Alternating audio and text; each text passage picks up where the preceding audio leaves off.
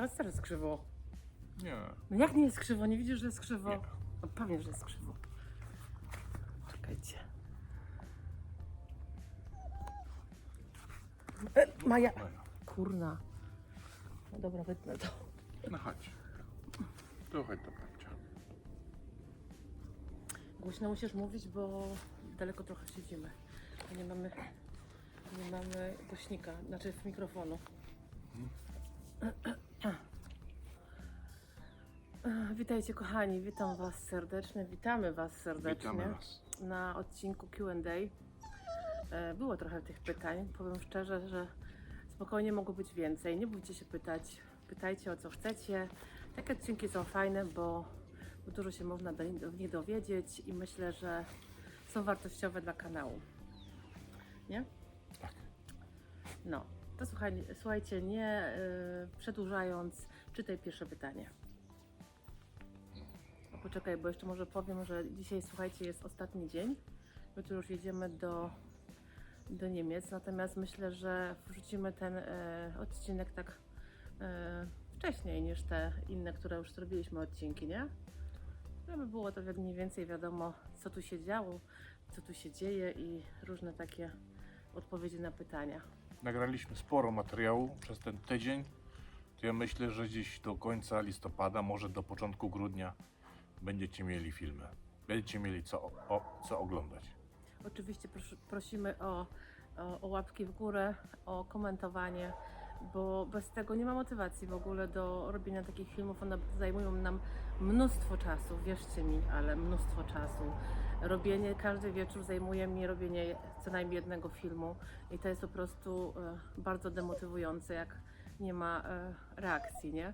Więc żeby były te filmy dalej, to prosimy o Łapkę w górę i komentarz.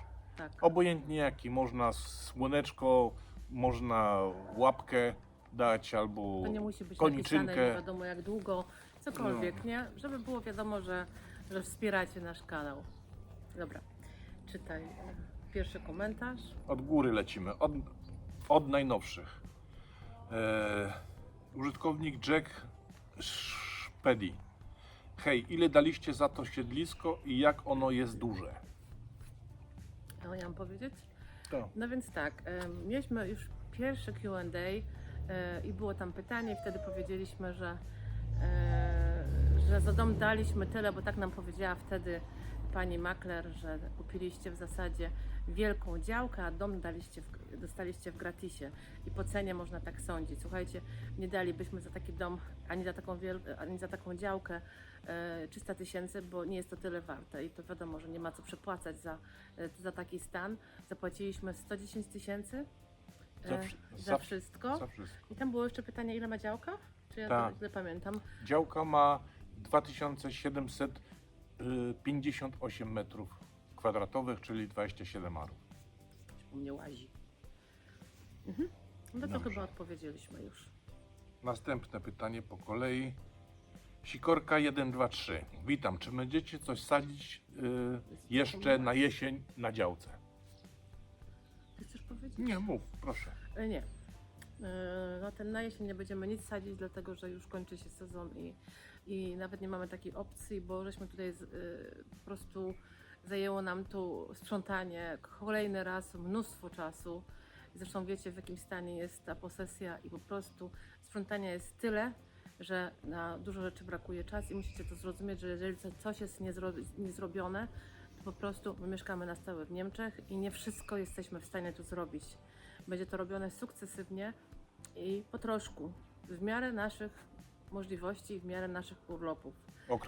Określiliśmy swoje priorytety i priorytetem jest wycinka drzew, które zagrażają po prostu mieniu i osobom, a takie były z przodu przy bramie, bo nam po prostu ogrodzenie już przechylało się, brama też się nie chciała otworzyć, także musieliśmy zgłosić wycinkę i wyciąć te drzewa, a przy okazji po prostu resztę innych, bo na całej działce były samosiejki i zostawienie z roku na rok, to by cała działka była po prostu w samosiejkach i potem de facto za 3-4 lata by To nie weszło.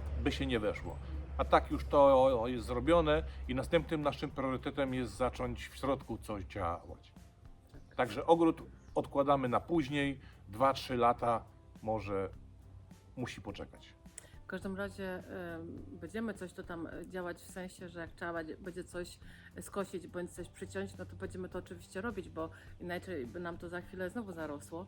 Ale tylko to, co jest jakby przymusowe. Jeszcze dodam 2 grosze co do tych 2 drzew z przodu, to brama się w zasadzie nie mogła w ogóle otworzyć, a jak otwierała się, to otwierała się tak strasznie głośno, przez to, że się popsuła w międzyczasie i że to drzewo naciskało na bramę, że wierzcie mi, że to, jaki ona robiła hałas na całą tu wioskę, to aż człowiekowi było głupio i wstyd, że za każdym razem musi to robić z takim impetem i hałasem, nie? A nieraz się zdarzało, że przyjeżdżaliśmy o 4 czy o 5 nad ranem, w sobotę rano, gdzie ludzie chcą się wyspać, No, nie ma sąsiedzi opcji po prostu. i takie hałasy, to musieliśmy to A to jest bardzo spokojna wioska i też nie chcemy tutaj robić, wiecie, niepotrzebnego hałasu, nie? No, czytaj dalej. Następne pytanie. Pani Anna Zając, co to za maszty? Czyżby telefonii komórkowej? Tam w tle widać. No, Widać trochę, no, nawet 3 są. odpowiadasz? No, mogę powiedzieć. To są maszty, tak jak już Wojtek powiedział, telefonii komórkowej, bodajże Orange'a, z tego co wiemy. I są od nas, może je tak mocno widać, ale one są oddalone od nas kilometr. Będziemy mieli na pewno dobry zasięg. Tak się No. dobrze składa, że mamy powykupywane karty polskie z sieci Orange i mamy zasięg na fulla. Jeśli Tak. chodzi o internet czy coś takiego, Wszystko to hula. wszystko hula. Tak. Ale nie stoją za płotem, absolutnie. Jest tu jednak kawałek od płotu. Mhm. Następne pytanie. Teddy. Cześć Wam. Czy macie plany odnośnie ogrodu? Jak go urządzicie i jakie rośliny posadzicie? Chyba że to tak odległy temat, to nie było pytania. No to mów. Na ogród mamy plany takie w przyszłości. Chcemy posadzić drzewa odmian staropolskich. Starą gruszkę, starą jabłonkę, z wiśnie, czereśnie jakąś, jakiś agrest. Takich no, na ogrodzie nie planujemy drzew ozdobnych, chyba że wzdłuż płotu na samym końcu działki, żeby troszeczkę po prostu zasłonić się od samego tyłu. A tak to same drzewka takie owocowe, ale odmian staropolskich.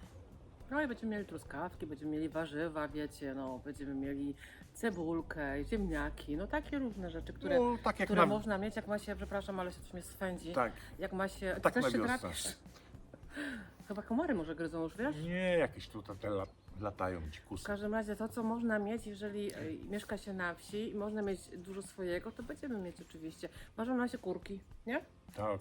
No, I, bardzo. i biegusy. No. No. Niech ci będzie.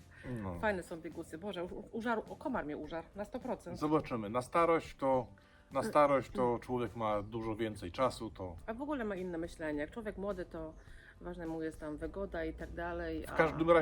w każdym razie planuję zakup traktorka, Tak? takiego po prostu z glebogryzarką, z dołączaną przyczepką i sobie takie gospodarowanie na swojej działce. Tarawnik, kosiarka i zero stresu na starość. No, chciałby tak każdy. Następne pytanie. Karino. Witajcie. Czy myśleliście, aby kupić jakiś piecyk typu koza lub coś podobnego, bo widzę, że kominy macie? Drugie pytanie odnośnie kominów, bo macie 3. Czy są one sprawne, czy do zburzenia? I to ja powiem tylko tyle, że planujemy kupno kozy, a jak najbardziej to i w zasadzie jak najszybciej, bo w zimie zakładam, że kupiliśmy teraz na tym pobycie, jak to się nazywa to urządzenie? Nagrzewnica Na olejowa. grzewnicę olejową i ona super się sprawdza w kamperze, więc być może nawet w grudniu czy w styczniu szłoby spać w tym kamperze ale w domu jest bardzo ciepło ogólnie, to jest bardzo ciepły dom, więc taka koza by się też przydała, żeby sobie w domu posiedzieć. To znaczy, to ekonomicznie rzecz biorąc, to koza to jest bardzo dobry pomysł, jeśli kupimy ją z fajerkami na górze. Czyli jak w zimie sobie rozpalimy, to nie dość, że ogrzeje nam w jakimś stopniu pomieszczenie, to jeszcze można czajnik metalowy sobie czy patelnię na górę położyć i wodę zagrzać, czy jajecznicę zrobić. Taki 2 w 1. Tak myślę też. No. Super sprawa. I to nam wystarczy. Drewna mamy na 5 lat. Jeśli patrząc na palenie w kozie, to mamy na 5 lat, to także spokojnie możemy to sobie. Ale będziemy palić. szukać tej kozy w Niemczech, bo często się trafiają i dużo taniej niż tutaj, więc No, pewnie sobie przewieziemy. w Niemczech jest inna specyfika, bo ludzie to kupują jako ozdobę, trzymają w salonie po 5 lat i oddają, proszę, za darmo. Ogłoszenia są, proszę, Też są, tak. proszę przyjechać i zabrać tylko z wyniesieniem, bo im się nie chce. No. Dobra. Ale jeszcze o kominy było. No, kominy. Kominy mamy 3. Na moje oko one są w dobrym stanie. Każdy komin sprawdzałem lusterkiem od dołu i nie są pozatykane, nie mają żadnych gniazd w środku. Wizualnie patrzałem, nie są popękane, nie widać żadnych po prostu przedmuchów między cegłami, ale i tak planujemy następnym razem zamówić pana kominiarza, żeby jednak wszedł, zobaczył i stwierdził, że można coś tam podłączyć. Chociaż pod jeden, nie? No, nam na razie tyle starczy, nie? A, Chociaż do kozy wystarczy jeden przecież. dobra. Pan ankieter. I ty. YouTube. Domyślam się. Dzień dobry. Moje pytanie brzmi: skąd bierzecie narzędzia do remontu i czy zgłosiła się do Was jakaś firma z propozycją współpracy? Proszę. Co jeszcze raz? Tu się zamyśliłam. Jak to było? Jeszcze raz. Dzień dobry. Moje pytanie brzmi: skąd bierzecie narzędzia do remontu i czy zgłosiła się do Was jakaś firma z propozycją współpracy? Aha, okej. Więc ja odpowiem część, a Ty możesz coś dodać od siebie. Jeśli o narzędzia, to dużo mamy. Po prostu, wiecie, w Niemczech też są narzędzia potrzebne, więc dużo mamy swoich narzędzi jak najbardziej. Nawet jak się mieszka w mieszkaniu, to się czasem coś psuje i trzeba coś wyszlifować, coś przewiercić i tak dalej, i tak dalej. Więc dużo rzeczy mamy swoich. Coś tam kupujemy w międzyczasie, jak ta nagrzewnica, którą żeśmy kupili, bo jednak no, idzie ku zimnemu, więc będzie potrzebna. Natomiast jeśli chodzi o współpracę, to była propozycja albo nawet 2 a nieważne od kogo, bo to nie będziemy tu reklamować, ale były. Ale na razie po prostu No, to było. nie skorzystamy, bo to, co oni nam proponowali, jest w tej chwili nam niepotrzebne. To odłożyliśmy to w czasie, może za 2-3 lata. To ja też Zgłosimy uważam, się. myśmy mieli propozycję współpracy z biurkiem, takim wiecie, na wysokość, to jeździ na elektrycznie. Co my mamy z tym tutaj zrobić? Mamy go postawić na środku w dużym pokoju i że ma jeździć do góry i na dół. Ja uważam bez sensu taką współpracę na teraz. Kiedyś, jak będziemy mieli wyremontowany, będziemy mieli meble, już wiecie, wszystko będzie ładne, świeże, nowe, no to można, bo to też się reklamuje w jakiś sposób taką rzecz, nie? Albo zgłosiła się firma, która chciała nam dać stację pogodową z wiatrakiem, z wyświetlaczem. No, w tej chwili nam to zupełnie nie jest potrzebne. Także nie jesteśmy osobami, które się napalają na te całe współprace, bo nie wiem, bo to jest teraz, nie wiem, jak to nawet określić, Chętnie przyjmiemy ale nie współpracę, Potrzebne. ale no jeśli ktoś zaproponuje coś, co użyjemy na bieżąco. mhm. Teraz będę szukał z banku energii z solarem, żeby po prostu nie włączać agregatu tak szybko, Bo strasznie głośno jest, bo nie? strasznie głośno i wiem, że to będzie trochę drogi sprzęt, no ale dużo nam to ułatwi Czekaj, ja tylko zobaczę i to powiem. ile minut jest, bo 15. No to spokojnie. Trwało godzinę. Co tu idzie? Co tu idzie? Następne. Stan Hajs. Kiedy planujecie ruszyć z remontem w środku? Coś dzwoni. To chyba nie u nas. Nie u nas, to chyba u sąsiada telefon. Aha, cześć. Jeszcze raz, kiedy planujecie Poczekaj ruszyć? chwilę, Dziubek, zrobimy tu pauzę, bo słychać sąsiada.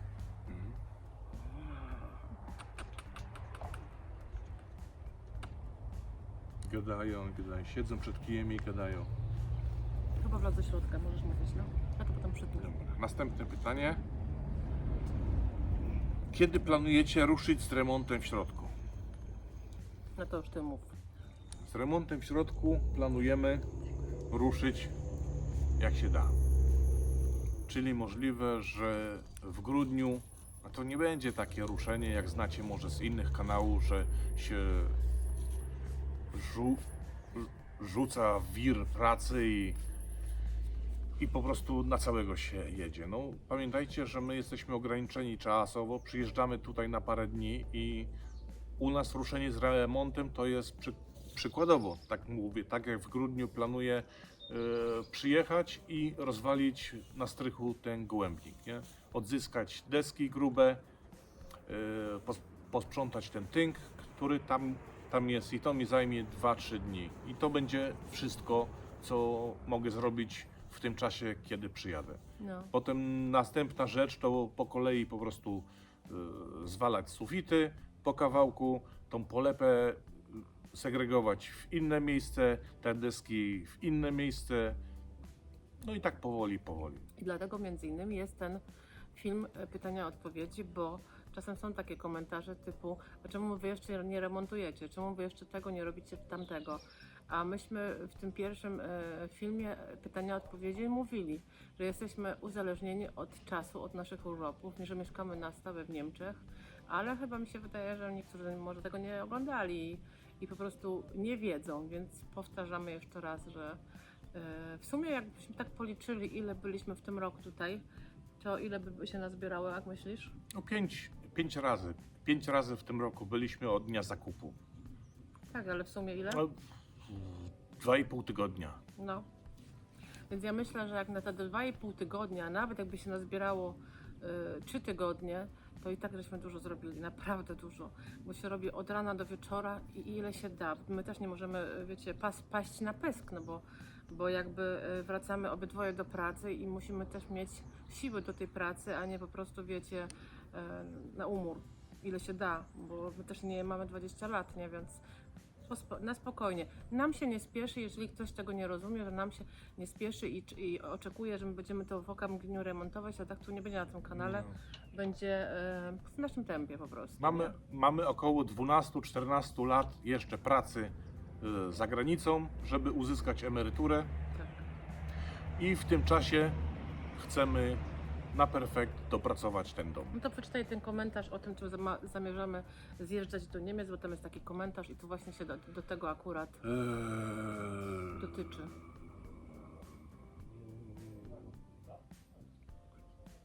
Który to był? Pan Piotr Bogdański. Czy chcecie, kochani, wrócić do Polski i zamieszkać w waszym kawałku podłogi? No. Pozdrawiam fajnych ludzi. Pozdrawiamy pana Bogdana też. Pozdrawiamy. No i to, co Kasia powiedziała i ja powiedziałem poprzednio, to również odnosi się do tego pytania.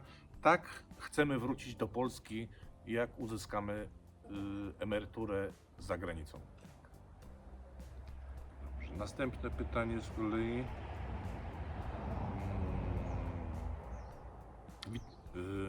Ela Fiona. Witajcie, kochani. Czy planujecie coś robić na siedlisku w okresie zimowym, jak będzie zimno? Ja myślę, że to już też w poprzednich pytaniach naświetliliśmy, że planujemy kupić kozę. Jak kupimy tą kozę, czy kominek jakiś, albo coś takiego, źródło ciepła, to będziemy robić już w środku, zaczynając od rozwalenia gołębnika, od zrzucania sufitów. A ja pomogę mężowi na ile mogę, nie? No. Musieliśmy małą przerwę zrobić. Przeczytaj jeszcze raz to pytanie. Pan Stanisław Podbielski. Ile czasu upłynęło od dnia zakupu do wpisu w księdze wieczystej? Pytam się, bo mój syn, jak kupił działkę, to czekał bardzo długo. Pozdrawiam z Krakowa. My też pozdrawiamy Pozdrawiamy z serdecznie. Lubuskiego.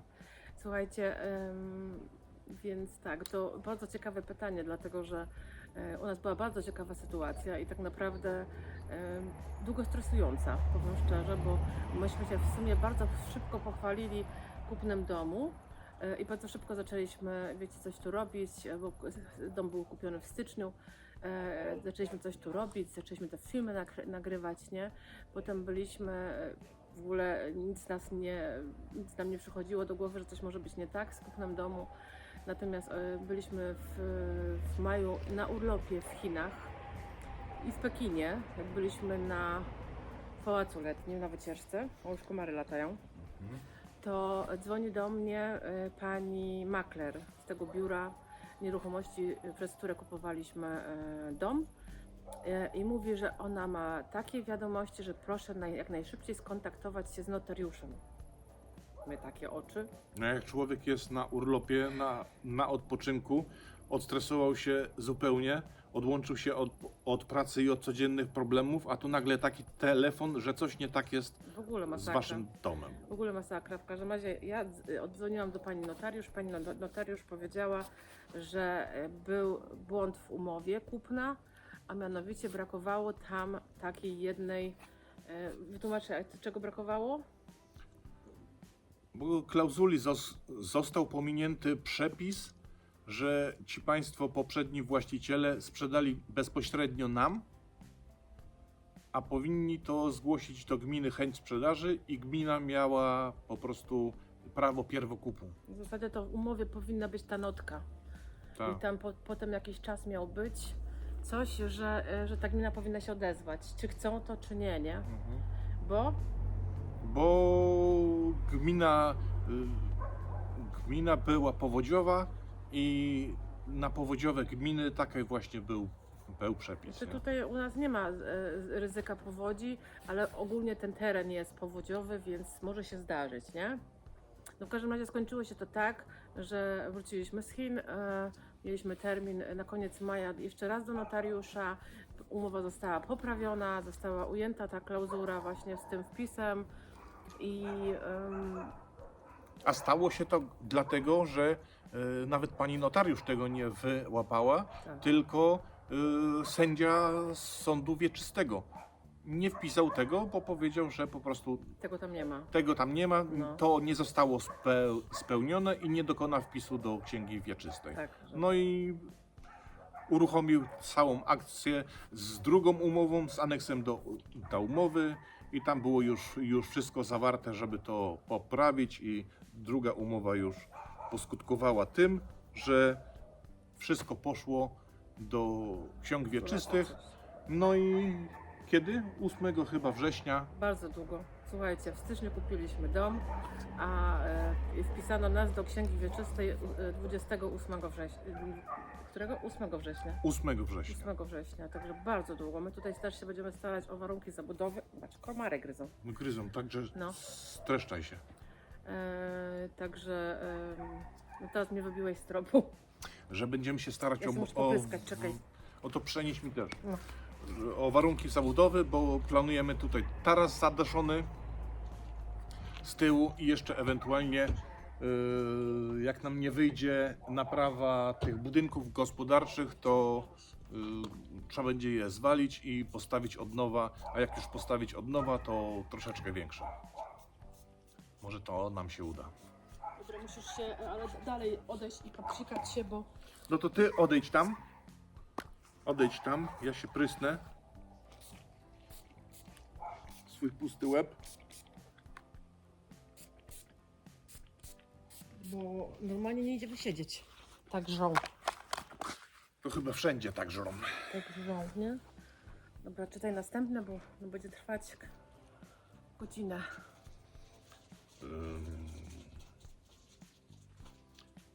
O drugie pytanie od pana Piotra Bogdańskiego.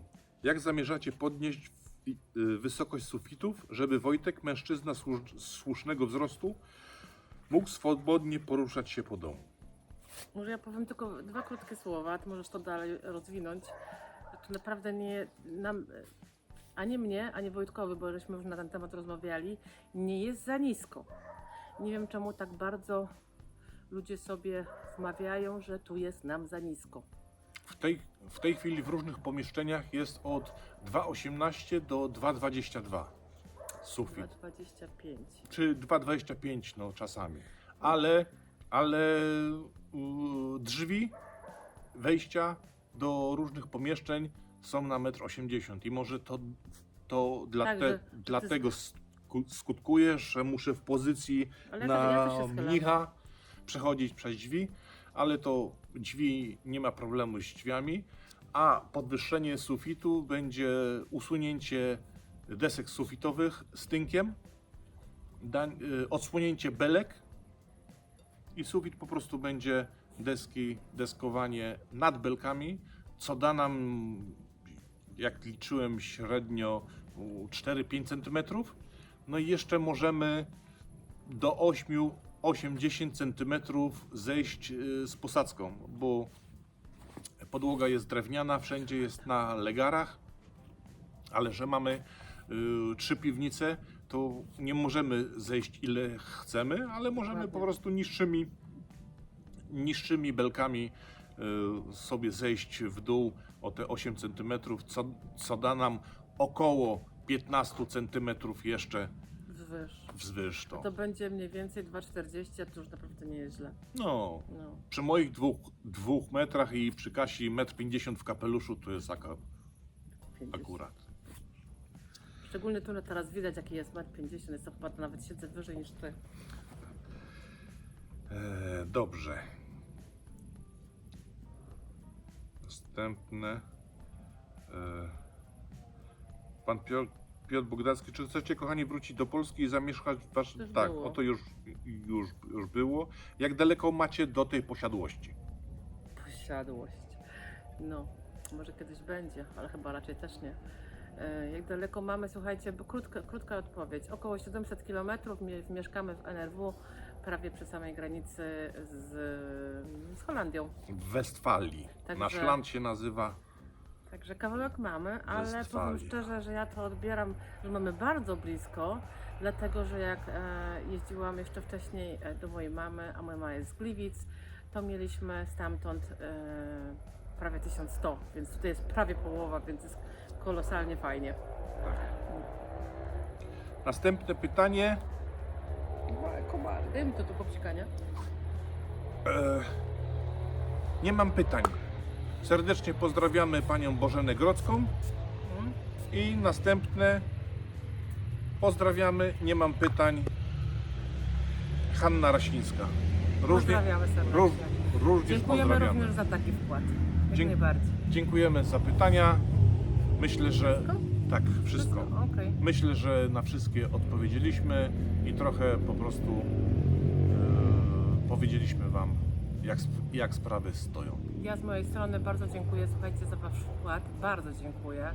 Oczywiście, tak jak powiedziałam na początku naszego tutaj spotkania, prosimy oczywiście o wspieranie naszego kanału, bo to jest malutki kanał, on nie ma jeszcze jakoś bardzo dużo subskrybentów, ale ma i bardzo się cieszymy z tego.